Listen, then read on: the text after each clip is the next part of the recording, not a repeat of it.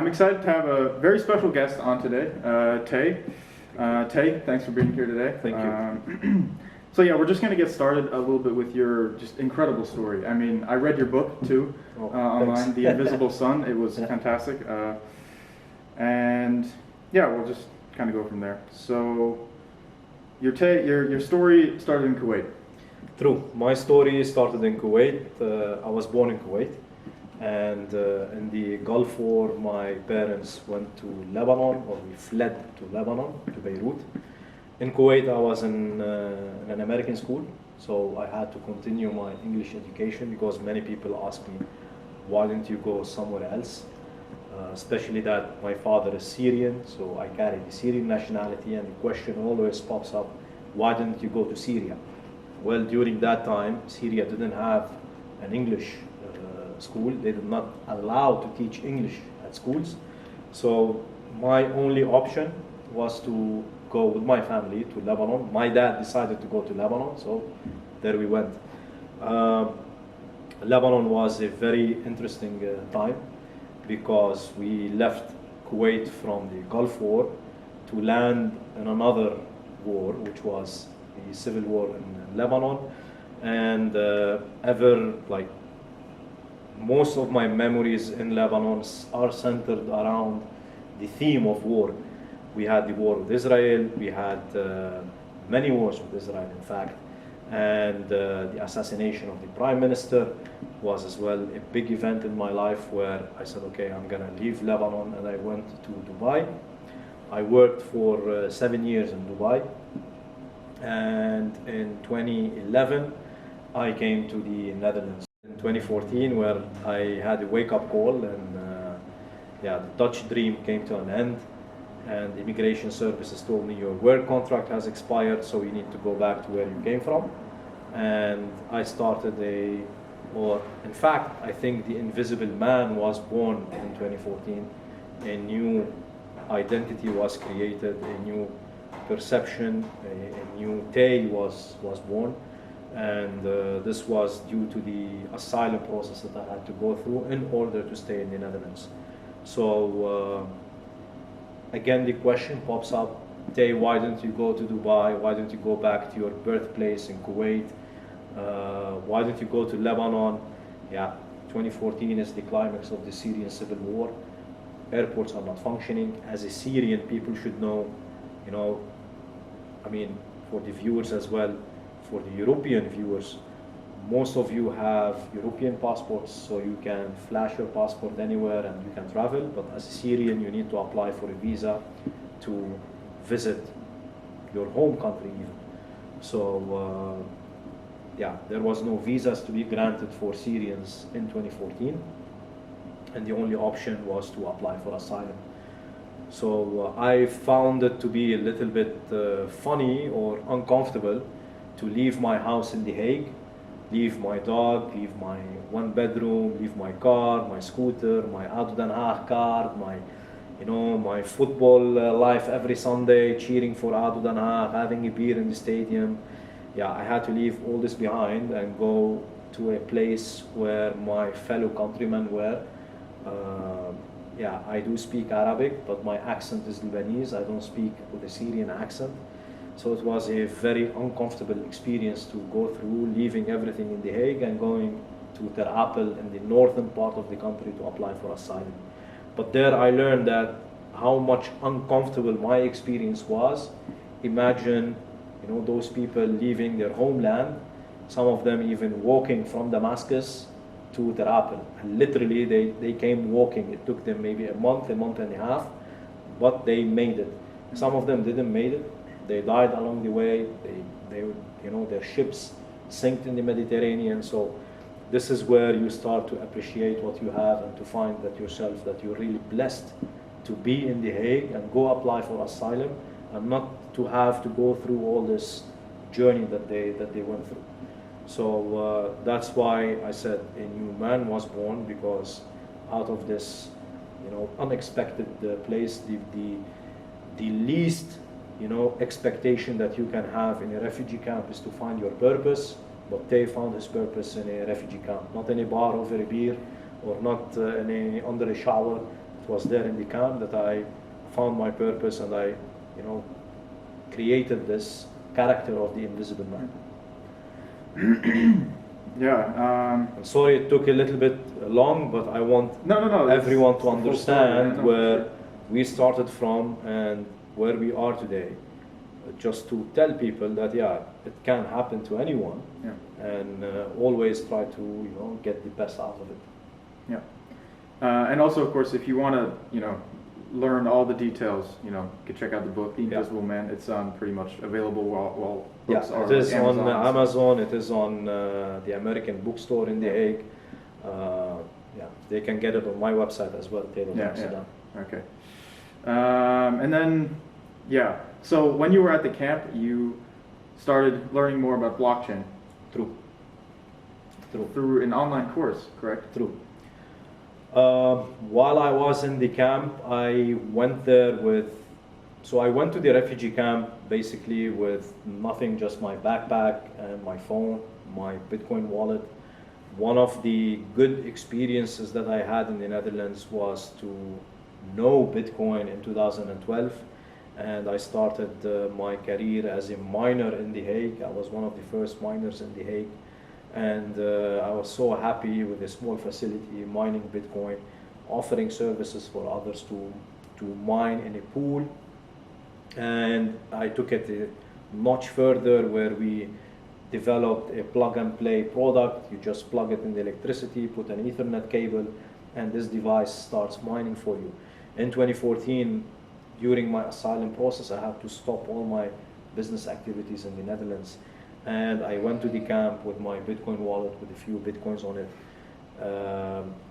I didn't appreciate it at that time. I didn't know what it could mean until I felt what it is to be literally invisible, literally in a place where you're stripped out of your identity, your papers. All what you have on you is your clothes and your smartphone. And this piece of technology was able to offer me financial inclusion. It was able to offer me the venue to pay for goods like pizza, like wine, like beer, like cigarettes, and get it delivered to the refugee camp. So this was the turning point for me. I've never, in my wildest dreams, thought or advocated for Bitcoin from a financial inclusion perspective, because I was interested in buying it at 100 and selling it at 120, making $20, and that's it. Further than that, will it reach $1,000? I don't care. I'm buying and I'm selling, and I'm making money out of it.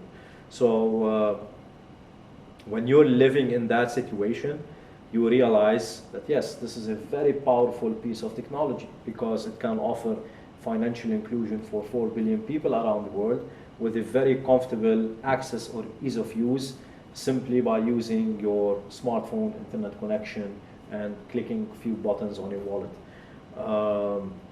But the more that you learn about this technology, what we call going down the rabbit hole, my way of going down the rabbit hole was following an online course.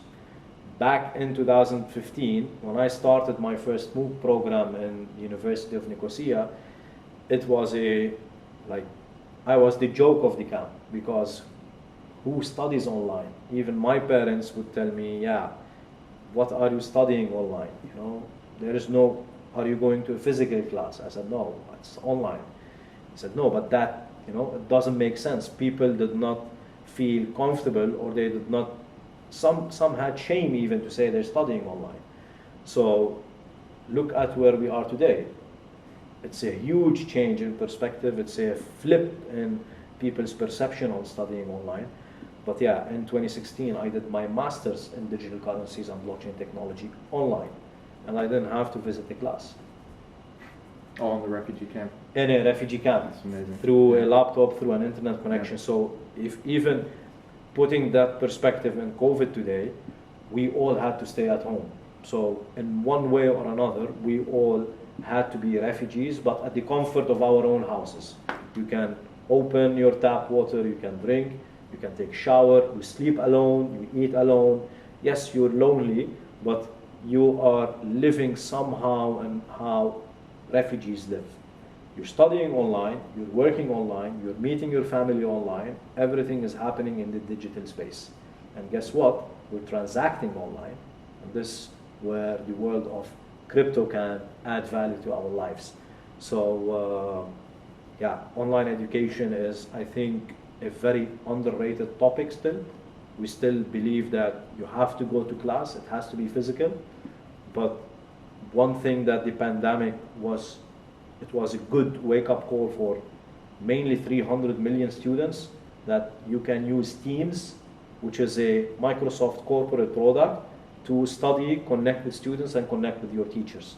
So how difficult it is for companies to onboard their own employees to use Teams and make these daily stand-ups and put everything in perspective from a corporate structure.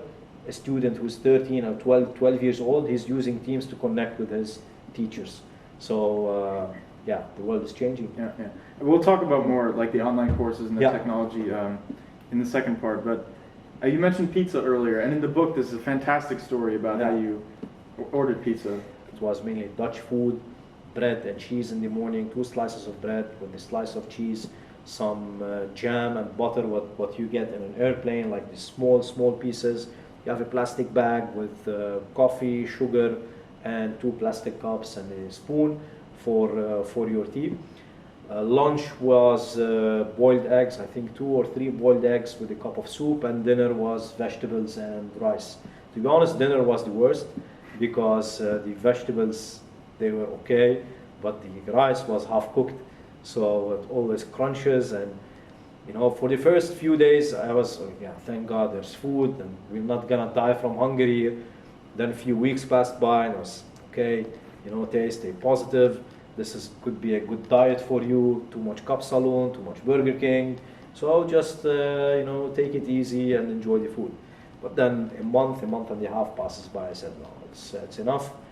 And I was sitting there, and the light bulb went in my head. The first physical product sold on the Bitcoin network was the pizza, and the famous story of 10,000 Bitcoins sold for 2 pizzas back in the United States. And I thought, hey, thuisbezorgd.nl, which is the takeaway website in the Netherlands, they do accept Bitcoin as a payment. So let me try to order pizza. So I went on Tey's Bezorgd, I put my order, I put my address as the refugee camp, and I ordered very large 2 pepperoni pizzas. And I paid with Bitcoin. And I was waiting, let's see if it will be delivered. Now, why is that a question mark? Will it be delivered? Because remember, you are in a refugee camp, so mainly you are in a secure location that looks and feels like a prison. No one is allowed to enter, no one is allowed to leave. There's security everywhere, and the pizza guy is standing at the door of the camp, 2 pepperonis in his hand, and he is insisting that someone inside has paid. And you have to walk like a kilometer to reach where the camps, where the caravans are. And the guard couldn't believe that someone inside this facility has an online payment method. Remember, you're not even a refugee yet, you're an asylum seeker. So you don't have documents on you, you're invisible to the system, you cannot get PayPal, you cannot get MasterCard, you cannot get a bank account. So the only way for you to order something online, to receive value and send value, was Bitcoin. Yeah, try to explain that to the guard, that we use Bitcoin to order the pizza. With a few discussions, because the delivery guy called me and said, hey, I'm at the door, but they're not letting me in. So I went to the door, I talked to the security guy, I said, I paid for these things. Here, look at my receipt on my email. And he shrugged his shoulders and he gave me the pizzas. So I'm walking inside the camp, like 90 days, we are eating the same food every day. And I have 2 large pepperonis walking in my hand, and the smell is going inside the camp. I believe it was winter at that time as well. So you can see this, like the smoke coming out of it, because it's really cold outside. And it was chaos. It was chaos because, yeah, first of all, it's pizza. And second, how did you order it, you know? And this was the life-changing moment for me. It was that pizza order that made me realize, hey, now I ordered pizza with it.